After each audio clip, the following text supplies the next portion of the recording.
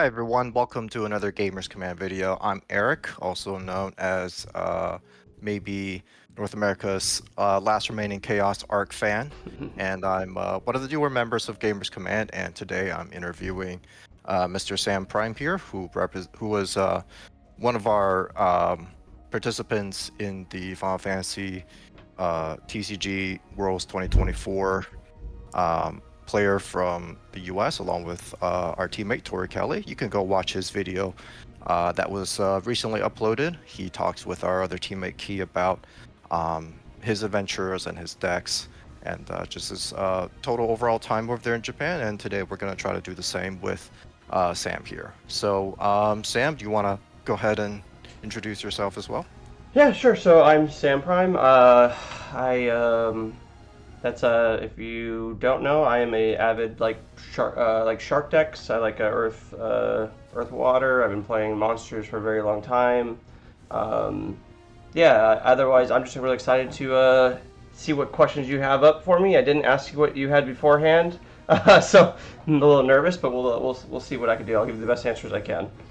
All right, sounds good. They're not going to be too crazy, but I think I'm going to try to go for, try to get under, try to get under and kind of have everyone take a look at the way you think and, what goes in the mind of Sam Prime when he's, building his deck and doing his thing. So first up, I'm going to try to talk about, just kind of your trip to Japan as a whole. So, aside from the tournament, what did you look forward to the most during your entire stay in Japan this year? So, well, I have to prerequisite that with, you said besides the tournament, what did I look for the most? And the reality of the situation is, I'd be lying to everyone if I said the tournament was even in my top 10 things I was looking forward to. I mean, of course, I was excited to make Worlds. But, I was excited to make Worlds in California too. But I was 10 times more excited to make this Worlds because I was just excited to go to Tokyo and go back to Kyoto. So, as far as looking forward to things, what was I looking forward to? Kyoto's my favorite city in the whole world. It's literally, hands down, best city I've ever been to. Tokyo would be like a top 3, maybe top 4. Just visiting the city, revisiting. I hadn't been in 10 years. I went with my girlfriend. She had never been. I was going to be able to meet up with some people, have dinner with some of my Gamers Command people, meet up with some of my extended teammates like Ghoul and Ray. So that was what I was looking forward to, just spending time in Japan in total. Awesome.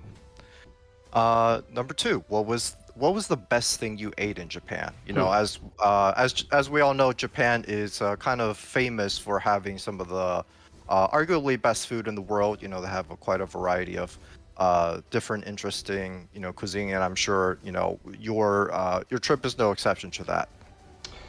Yeah. So the best thing I ate in Japan, man, it's tough because I'm not a sushi person. We did go have sushi, and they did have some really good beef sushi that I could have. I like weird sushi. Like I'll eat a chicken sushi. I just don't really, I'm not like a fish person, and I'm allergic to shrimp. So if I wasn't allergic to shrimp, I would be a much higher sushi person. So I have 2 answers. One's probably a super hot take. So I'll save that for last. But I think out of all the stuff I had, there's a particular ramen restaurant. I wish I knew which it was, but I was never really that big of a fan of ramen prior to this trip. But my girlfriend was really into ramen, so I was like, we'll go to a bunch of ramen places, and the ramen there was just really good. It just changed my perspective a lot. I really enjoyed it. Yeah, I think the ramen was really good. The other one, which is the really piping hot take, is the Starbucks donut, because I hadn't had a glazed donut in 6 or 7 years because I'm allergic to dairy.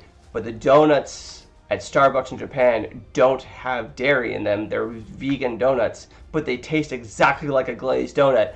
So I had a vegan donut every single day while I was in Japan, and I often would be the tiebreaker for if Chantel was like, "Hey, are you still hungry? Do you want to order some more food?" I'd be like, "We'll just stop at Starbucks and I'll grab a donut." So yeah, that's a hot take. Is that the vegan Starbucks donut was the best food I had in Japan. I mean, most of our viewers probably don't have such an extreme, unfortunate food allergy like Yeah, you do. But yeah, I can totally understand, when you finally find that one thing that you've always wanted to have but can't, and yep. then you find an alternative that just hits all the right notes.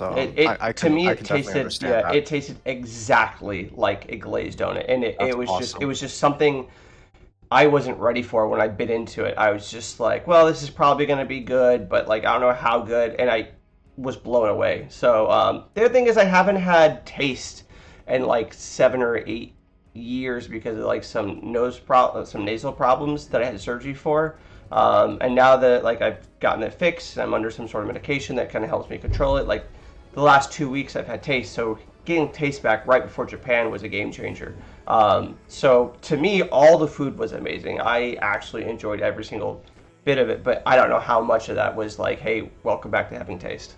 So Well, that's really awesome either way. yeah, I'm glad you're getting your taste back, and yeah, some things you don't really miss until you finally don't have it for the first time, and it's like, huh. for So this sure. is what regular people Yeah, get to do on a regular basis. yeah. Follow-up question to that. What was the coolest thing you bought in Japan? Because we all know Oh my you god. probably bought some cool stuff while you were Oh my there. god. The coolest thing I bought. That, dude, I have so many answers. The coolest thing, I don't know if I can give you one answer. I I collect Stitch plushies. I have like 100 Stitch plushies, and there was like a Snack Attack one that I didn't have that I just happened to find in Japan. So that was like a really cool buy. I wanted to like I'm an avid skateboarder. I wanted to bring back something for skateboarding, so I visited like all the like not even like the big shops, like the little shops, the mom and pop shops for skateboarding, and I was able to find a deck that I really liked, and then I had the shop owner sign it in Japanese, which was like probably one of the things I was most excited to like bring back. I foiled out much of two of my Final Fantasy decks, which I was really excited about. I picked up some like my favorite Magic cards were like Mystic Snake and Hunting Grounds. I was able to pick up like some Japanese copies of like some of my favorite Magic cards. Um, so really, man, I don't know if I could honestly don't know if I could pick one thing. I don't maybe yeah. I really can't give you one answer, Eric. I just That's okay. can't, man. It was You gave a lot of great answers. yeah, Kind of peeking into the mind of Sam Prime on what he likes to find, which yeah, I enjoy very much. yeah. So pivoting into Final Fantasy TCG now. Um, as far as preparation, did the world's format change the way you approached your deck building and preparation versus the Nationals format that we had in the US? Well, that's a great question. The world's format. I, I feel like the format is fine. So I want to talk a little bit about how I feel about the format first of all before the prepping for it. I just think that like an actual two deck format, like good format that we used to have, is just so much better for viewer experience. And then like just for competitive play to be able to make each deck have to be able to beat um, other decks as opposed to like this. It's really just World's format is just two one deck formats. It's not two deck formats. It's just two one deck formats until you make top cut. Um, and I gotta say I don't love that. As far as like prepping for it, like I just wanted to go in there playing two decks that I was going to enjoy, and I did that 50% of the way. So I played one deck that I enjoyed. As far as like the difference between that and Nationals format, I mean Nationals was a hot mess. I mean hot mess, hot mess, hot mess. Did not care for the way Nationals went down. But you roll with the punches, like they're I wanted to say I was about to say that they're evolving and it's constantly changing. But sometimes you take a step backwards, and sometimes that's the part of learning. And I do think that this year's nationals was a step backwards. Um, I don't know. If they didn't, some of the changes that were great, if they didn't make it top 12, I wouldn't have gone to Japan. I wouldn't have gone to Worlds. So it's hard for me to complain about it when I benefited from a lot of those changes. That being said, I would love it to revert a lot of things that they did this year. Okay, that's fair. I think there are a lot of players that share that kind of sentiment. So going into the Worlds tournament, how did you finally settle in on the decks that you eventually chose? And were there any specific reasons that you chose them as either A or B for the Worlds format?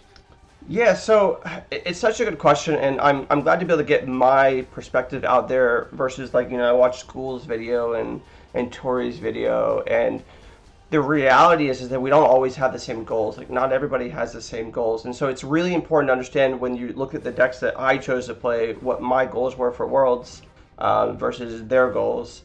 I totally understand wanting to represent your country, wanting to represent your area, represent North America, whether you call it USA or whatever, and Gould wanting to, for example, represent Oceania as his first time representing them and wanting to do a good job. And Tori, he wants to represent as the North American champion. He feels like he has something to prove. But the reality situation is I didn't feel that way, so I just wanted to go and have a good time. The last Worlds I played in, I played against like 6 Americans and 1 French guy. And this year, I got to play against, I think, 1 guy from Spain, 1 guy from Malaysia, and then like 3 or 4 people from Japan. So it was a different experience. So for me, choosing the 2 decks, I just want to have a good time. That was the most important part. I knew I was going to Japan, and I just want to have a fun time. So, I settled on Hithlo combo and Mono Water. Water I hadn't touched this season, and so this is an important reason to think about this. I played Hithlo because I wanted to have fun, and I think Hithlo is a fun deck to play. I would have played Birthing Pod and Hithlo together if they didn't share so many cards. I just thought it was a fun deck to play. So I wanted to play it. I think I'm well versed in how to play it. I don't think it's super competitive, but it can be. I won 2 out of 4 of my games. It has some matchups that you cannot win, and I did get paired into one of those matchups. And in the other matchup, I just didn't draw well, and it was against Turbo Ice. And the second reason, the reason I chose Mono Water is, like I said, I hadn't really played with it this season. I've played a lot of Mono Water in the past, a huge Earth Water fan. How different can Mono Water really be? But I opened up my hand of Mono Water on round 5, and immediately said, I think I'm going to drop after this round. I knew I could not want to play 4 more rounds of Mono Water. It just wasn't going to be fun for me. So I don't know. That was a mistake. I thought it would be fun. I didn't test the deck at all. Literally 0 reps prior. So yeah, I mean, I went to Worlds just to have a good time. If Worlds was in Japan again next year, I definitely would probably take it more seriously now that I've gone back to Japan finally.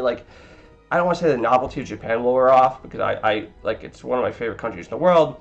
But I will say that it wasn't my primary goal, like I said before. So when choosing the 2 decks, I just chose 2 decks that I was gonna have fun with.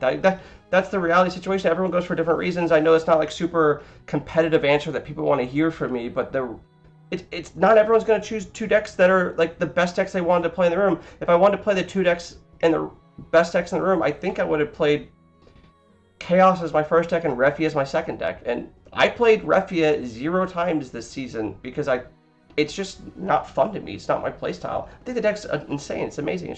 It's not for me.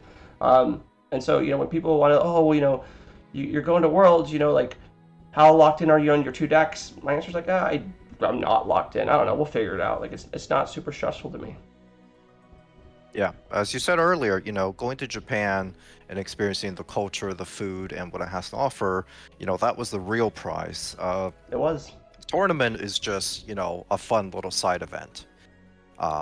So I will say that I respect everyone who disagrees with that. I don't want to disrespect the Final Fantasy game by saying like, I'm not taking World seriously. That's not the case at all.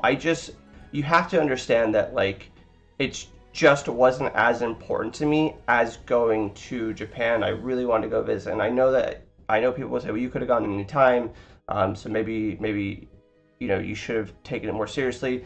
The reality of the world is like there are just more important things in card games, and if you think that doing well in Worlds was the most important thing in the world, like, man, slinging cardboard is just not the most important thing to me. Like, that's just the reality.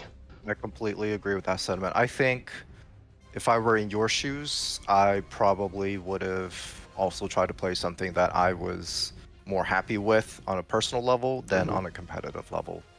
Yeah. Because, win or lose, you still have a great time. Yeah. And I had fun the So first 4 rounds. The two that I won was a blast. The two that I lost was a blast. I played against Refia. You can't win the matchup with Hitler. You just can't. It has Amaterasu, Kuchulain, Leviathan, Mist Dragon, Zidane. God forbid they ever resolve an actual Refia against you. Like every single card in the deck beats you, and I had so much fun. Like just me and the guy bantering back and forth. It was just a blast. So yeah, I don't have any regrets with that deck. awesome. Well, you kind of started answering my next question, which was win or lose, were you happy with your performance each round? Were there any matches that you thought you could have maybe done better in? And if you remember them specifically, can you kind of go through those scenarios with us? Sure, yeah. I mean, I remember every round. You know, I I don't feel like I made any play mistakes, and I don't think my opponents really made any either, which made the tournament really exciting. Like one of my opponents like tried to like he was playing Waterfire Realm deck, and he tried to like stop my combo mid combo, but like I had Coral and Goblin into play, so like he didn't time it right thinking about it, but the reality situation is there was actually no possible like amount of cards in his hand that would change that I could combo off. So even if he had done it right, like he was still dying that turn. So I don't want to count that as a play mistake. I mean, it technically was, but he was losing no matter what. Like there was no outs for him. There was no other line. But round one, I opened a hand that it couldn't go off on turn one, which is what I was aiming for. And but it was like it was so close to keepable. Like it had Emmett in it. What else do you really want? It had Emmett in it, and it had like Tyro, so I could realistically search for a Bosch that would eventually search me for a Goblin or something. I mean that's very slow. And I think had I kept that hand, I would have won round one. But as it was, I mulliganed into absolutely an awful hand, and my opponent was on Turbo Ice and just made me discard my whole hand by like turn three. So yeah, I mean, at that one mulligan decision, I regretted, and then I regretted not dropping after I was 2-2. And I know you think that you can still make it. If I had known how bored I was to play Mono Water, and I can't really describe it. I cannot put into words what it was to me. Like, I literally opened my hand and said, like, I don't want to keep playing. Like, this is so boring. Whereas, like, if I had been playing Shark, I would have, like, Shark just has, I feel like to me, has so many different lines, so many different ways to play the game. I opened with Mono Water, and I was just like, well, there's one way I'm going to win this game. You play your backups, and then you just overwhelm your opponent with Lina Leviathan, and or I guess against Mono Wind, maybe you can like go like Realm into like some monsters and put some pressure on them. But like that's it, like that's the game plan, and it's not entertaining to me. So when you ask, do I have any regrets?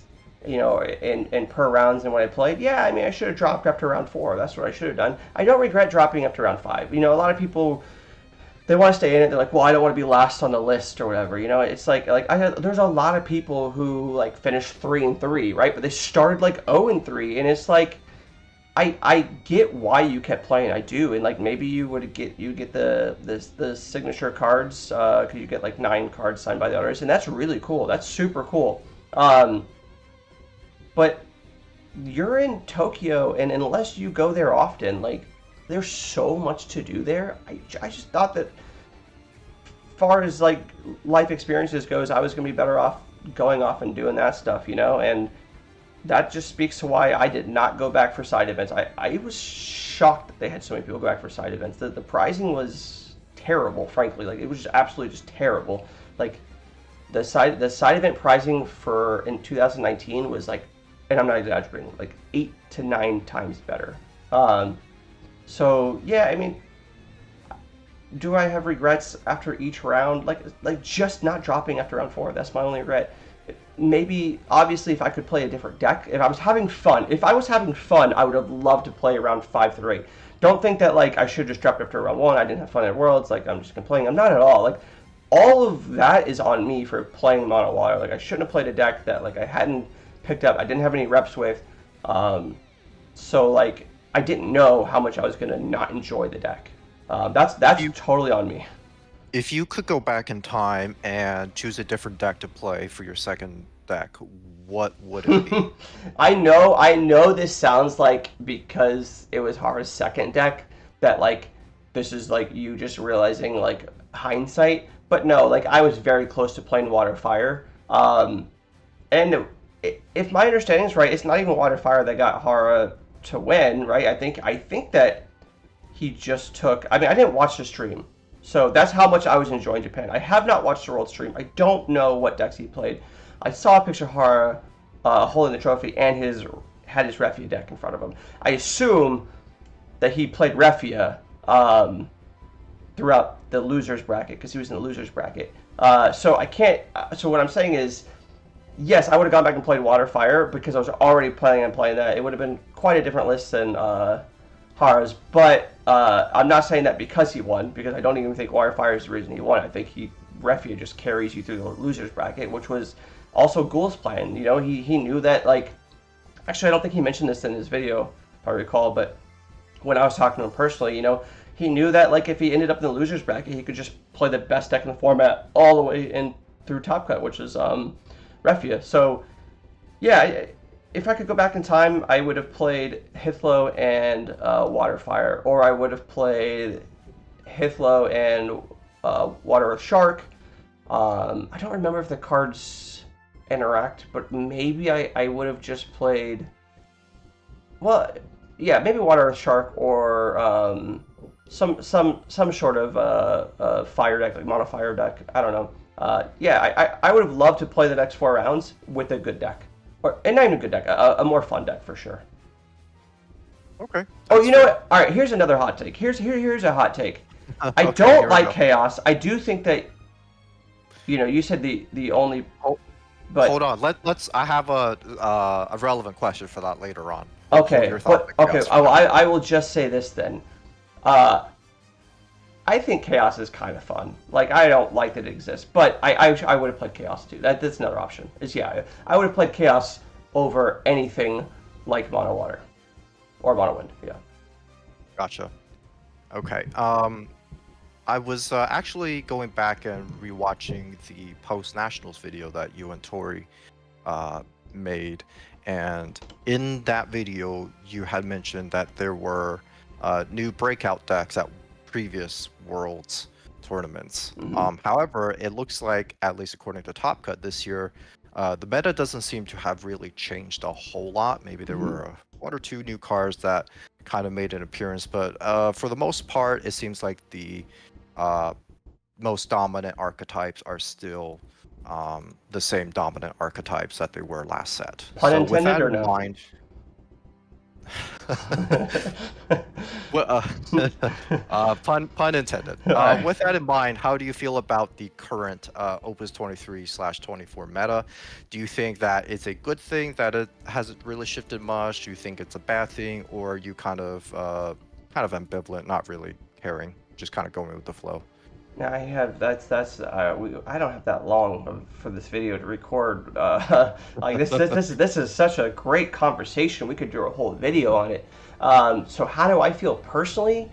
I think that I want, every time a new set drops, for there to be a change in format. That's what I want personally. I want first off, I own a game store. I want to sell product. And we didn't move much 23. to be honest, we didn't move up to 22, and there was definitely some shakeup there too. But for me, I want the formats changing. I like evolution. Um, but that being said, it does speak to just how good some of these decks already are, right? So for them to shake things up, they have to print something better than Refia. They have to print something better than Chaos. They have to print something better than Knights. And I don't want to see a world where that exists, to be honest with you. Those Refia's fine, I guess. It's like beatable. But there are just hands with Knights that are like almost unbeatable. There are hands that Chaos can draw that are almost unbeatable. Um, for the record, there's hands that Hitflow can draw that are almost unbeatable. And like I don't necessarily think that that's like a good place to be in long term. So why the format didn't change. There was a whole bunch of cool stuff this set. I think there are some really busted cards this set. A lot of really good just staples came from this set. That being said, I also think that too much from this set made other decks better.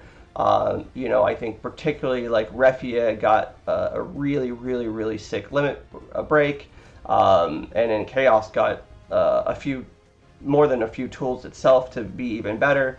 That being said, all that being said, this is why it's such an in-depth conversation. My favorite format in Magic is Legacy, and I think decks like Chaos Existing create this sort of Legacy format where in Legacy and Magic you don't get to just do whatever you want to do. You have to like have answers. You have to come prepared to be able to beat these decks, and then sometimes they're going to beat you anyway. I like that Chaos exists. I like that Refia exists, but even decks like Dredge and decks in Legacy for Magic like have some bans that stop them from being too overpowered. I think that like Knights would be fine if you like banned.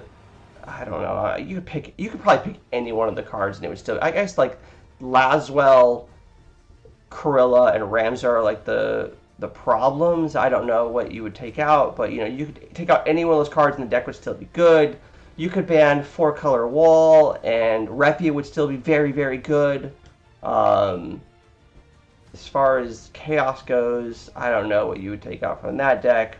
You don't maybe like Rajin, like if you Rajin or Fusion were gone, I guess like Fusion would be fine to take away. And then like that deck is like still pretty good. So as far as like the format's changing, like I want them to change a little bit, but I like that we have these decks that are like starting to become staples and you have to build for them. I just think that it's really hard on maybe the newer players, so maybe that's going to hurt the game long term for growth. Like Legacy, for example, in Magic is not a format for new players. You don't get people into Magic the Gathering by teaching them how to play Legacy. You don't, right? You teach them by playing Draft or Standard or Commander even. I mean, Commander's closer to Legacy, but it's still a lot less punishing than Legacy. And right now in Final Fantasy, the format is Legacy, will always be Legacy as far as we know. We don't really play any L3s and L6s, at least here in the States. So I don't know if I like that the format what it is, but I don't hate it either. I have so much mixed emotions on that one. Okay, that's fair. If you could ban one card right now, what 4-color would it Wall. be? Would you? Okay, well, that was a fast answer. What's your? I'm guessing because it can take a stab at it and guess that it's because it enables too many top decks right now. I don't want a card that's so generically good that it's in so many different decks. I mean, when you have some Magessa players playing it, like when you have like Refia would be so good without it, but it just color fixes every single card in it, right? You could literally play a Refia control deck that's just fire or water and it would be good. But why not just play all the colors if you have this card that discards for all of them, right? And then like, you're not seeing a lot of Chaos decks with Gilgamesh anymore, but I also think it's because those cards take up. We're doing 2-deck format for Nationals and now 2-deck format for Worlds, and Chaos deck with Wall takes up so many colors because it takes your Wall, right? I mean, So for me, I think that it's too, especially in single deck format, it's too warping, man. It's just not. It does too much. Like a card that discolors for 4, it's draw 4. It's draw 4 in Uno, man. That's what the card is. It's draw 4 in Uno. It fixes too many things. It creates a problem. It's literally free when it's cast. If Mono Wind ever hits it off as Zidane, like you lose. Yeah, I don't know. Are there cards better than Wall? Absolutely. Chaos itself is better than Wall. Realm is much better than Wall. Refia is better than Wall. Emmett Selch is better than Wall in my opinion. Leo is maybe Leo is not better than Wall. I don't know, but there are cards in Mono Earth that are just better. Like Lena Leviathan, like those cards are better than Wall in my opinion as far as an actual card goes. But Wall, however, fixes too many colors. It does too many things for too many different decks. And it should have just said on there, like, you can't play it or cast it without paying with backups or something. I don't know. Like, just being able to put the card into play via different means is just, yeah, it's just not a fun card to me, man. Like, that's how I feel. That's why I answered it so quickly. It's so easy. If the other one, though, honestly, would be like Laswell, because it just creates game states that aren't fun. Like, it's just not a fun card to play against. Okay. So my follow-up question was going to be, do you think Hobby Japan is currently doing a good job of banning and limiting right now? No. Okay. Yeah, I figured as much based on the previous answer you gave. I don't think they're doing a terrible job. I just think they're too afraid to shake up the format in formats that need shaking up. And I'm not someone who thinks these cards are like overpowered or anything like that. I'm not, I know people will whine about like, oh, people always want bans and bans. Like, I just think for the health of the game, things need to be shook up sometimes. That's what I think. I'm not saying that like Chaos, for example, like I'm not saying you need to ban Rajan because like it's making Chaos absolutely broken. I'm saying that like for the health of the game, I don't know that Chaos should be as good as it is long term. That's all I'm saying. Right. Like I said, I like that Chaos exists. I actually like that it exists. I'm glad that it exists. I've never played the deck, but at the same time, like for the health of the game, like if you take Chaos to your locals, like it's not fun. And if you say, well, then just don't take it to your locals, it's like, well, shouldn't your locals be your training environment? Like that's, like I could say that like our locals locally, like they just don't respond well to meta decks. And I know like there's some areas like San Francisco and probably North Carolina and those other areas where like you can bring a competitive deck and you can bring knights and people are like, yeah, that's great. I gotta beat the best to be the best. But it's not like that here. And I think there's probably a lot of places where locals are hurting because we're not having as close of an eye on these cards as possible. And again, right. you don't have to ban them. You can limit them. I think limiting them is fine. Limiting Wall is fine. Limiting Laswell or Rajan would be totally fine. Yeah. In my personal opinion, just going to give a quick one. I think in an evergreen format like the one we're currently in, there's only two avenues. You either print power creep or you do bans and limits. Anything else that's, hands off, is just going to result in a toxic environment for casuals because they're just... right now, the gap between casual decks and competitive decks is just too wide. Yeah, you just made me think of another thing, right? Like, in what world, and because we talked about power creep, in what world is Sophie a limited card, and Refia you can play 3 of? In what world does that make sense? To Refia's defense, I'm going to play devil's advocate for a second. Refia was printed in, what was it, Opus 17 or 18? Yeah, 17, I believe. It didn't become a problem until, like, Opus 20, Opus 21. And it is my personal opinion that the major influences in that change around was Warrior Flight and the Lena backup. Those were kind of like the real problems, in my opinion, that are kind of flying under the radar. I would disagree on Warrior of Light, even though I said that it would be a ban, because I do think, like, as far as just the Refia goes, I think that Refia would be totally fine without that. But Lena, yeah, you're right. Lena is like, first off, it's a Warrior Light, it's an EX burst, and it brings back Refia. Yeah, it's too good. Princess. It's a 2 cost. My It God, does it just check every box possible? It does, right? It has a special like. Were they like, how many boxes can we check? Let's make that happen. It just doesn't have 2 jobs. Like they, I don't know why they didn't just give it a second job. All right. Moving off the meta now. Do you currently have any pet deck ideas that you're working on with the new set? You did mention that you think there were some really good and interesting cards this set. Are you working on anything? Yeah, I mean, so like I have all the cards I brought from Worlds like sitting in front of me. Like it's just, let me just scroll, grab this camera, and do this old-fashioned way. Like these are all the cards I brought to Worlds, and so in those cards, there's a lot of in that pile. There's a lot of stuff. I think that like Mono Ice Dominance is pretty good. I think that the crystal packages are criminally underrated. I think that you specifically had brought to a table for nationals testing a really good version of crystals.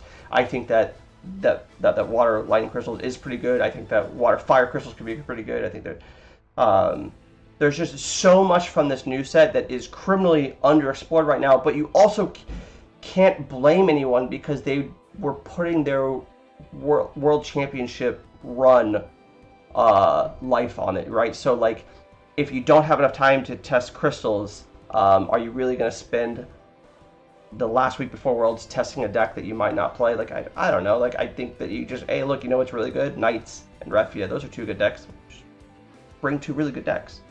You know? So, yeah, I for me, I think I'm excited to play crystals. I'm really excited to just play more Cloud Pod. I just like Cloud Pod. I like fun decks, man. I have an entire binder. Wait, 1, 2. I have 3 binders over there that are just monster cards in Japanese. I love playing monsters. I've collected monster cards far before I went to Japan in Japanese because it's just my favorite archetype. So like this set has a lot of really good fun monsters. So I would love to explore those options more in a non-competitive deck environment. Maybe like if I went to one of the Winter Cups or something like that. But yeah, I mean, currently, like some of these decks, they just can't compete in a Chaos World. But you know Tori's got the biggest grin right now after hearing that. Oh, Tori knows I love monsters, and I know Tori loves monsters. That's why me and Tori are besties. Yeah, we both love our monster decks. But yeah, there's so many cool things. Like there's just so many cool decks out there. Like how is this card like Ico? Like I love this card, the Limit Break Ico. There are definitely ways to like build decks around just that Limit Break by itself, right? The Joshua Phoenix is like really cool. There's a lot of cool stuff you can do with Joshua Phoenix, and then like Sid and Odin, for example, like Mono Lightning. Like there's a lot of really cool stuff you can do with that too. So yeah, I mean, I'm excited to build those decks. We don't really have a locals here right now, unfortunately. But if I did, then that's what I'd be playing. And if I go to Winter Cup, I'll probably play something fun like that. Okay, cool. All right, well, that about wraps it up for the questions I had. Do you have any closing thoughts? No, man, I appreciate anyone that watches these videos. I appreciate anyone that supports GC. We try to like create a very inclusive environment.